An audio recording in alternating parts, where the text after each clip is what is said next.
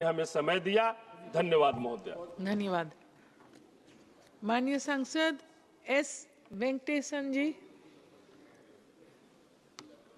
மாண்புமிகு அவைத்தலைவர் அவர்களே, இந்த மசோதா ஏறக்குறைய 70க்கும் மேற்பட்ட திருத்தங்களை, சட்ட திருத்தங்களை கொண்டு வருகிறது. அவைகளெல்லாம் சட்டங்கள் காலத்துக்கு ஏற்றபடி மாற்றப்பட வேண்டும், திருத்தப்பட வேண்டும் என்பதிலே மாற்று கருத்தில்லை. ஆனால் நல்லவற்றை சிறந்தவையாக மாற்றுவதற்கும், சிறந்ததை மிகச்சிறந்தவையாக மாற்றுவதற்கும் திருத்தங்கள் கொண்டு வரப்பட வேண்டும். நல்லதை மோசமாக மாற்றுவதற்கும், அதைவிட மோசமாக மாற்றுவதற்குமான திருத்தங்கள் கொண்டு வரப்படக்கூடாது.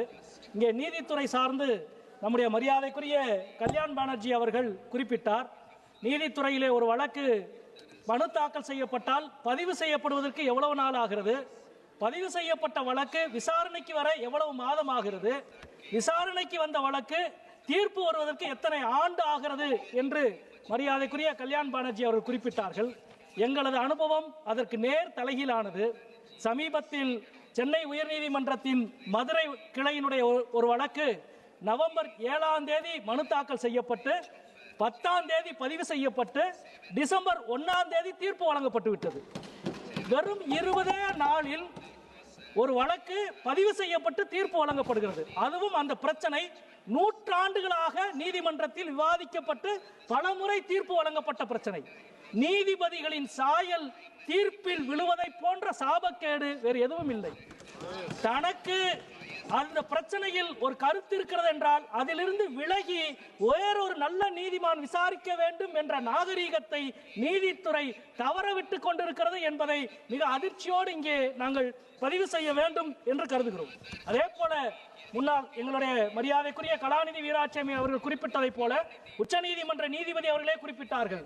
சட்டம் இயற்றுகிற இந்த அவையில் போதுமான நேரம் எடுத்து விவாதிக்காமல் அவசர கதியில் நீங்கள் சட்டம் இயற்றுவதால் எவ்வளவு புதிய பிரச்சனைகளை நீதிமன்றங்கள் சந்தித்துக் கொண்டிருக்கிறது என்று சொன்னார். வெறும் 3 நிமிடத்தில் 4 தொழிலாளர் நல சட்டங்களுக்கான விவாதமே இல்லாமல் நிறைவேற்றியது இந்த அவை. 140 கோடி மக்களில் பலாயிரம் கோடி தொழிலாளர்களுடைய வாழ்க்கையை தீர்மானிக்கிற மசோதாவை கூட எந்த விவாதமும் இல்லாமல் இங்கே நிறைவேற்றினோம். முன்பெல்லாம் தீர்ப்பு என்பது வழக்குகளில் இருந்து உருவாக்கப்படுவது என்ற எண்ணம் இருந்தது.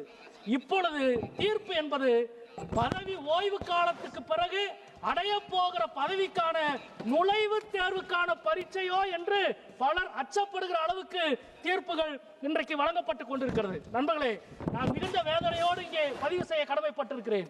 7 ஆண்டுகள் ஆகிவிட்டது. நானெல்லாம் நாடாளுமன்ற உறுப்பினர் ஆகி 7 ஆண்டுகளில் இந்த அவையிலே ஆளுங்கட்சி முன்வைத்த மசோதாவை எதிர்க்கட்சி விவாதத்தின் பெயரில் சொல்ல ஏதாவது ஒன்றையாவது நீங்கள் ஏற்றுக்கொண்டு சட்டமாக்கி இருக்கிறீர்களா?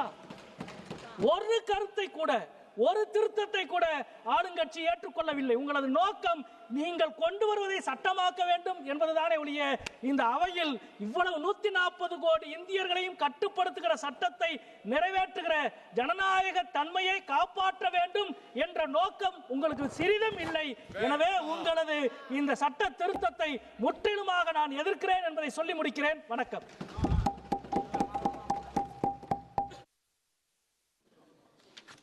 Honorable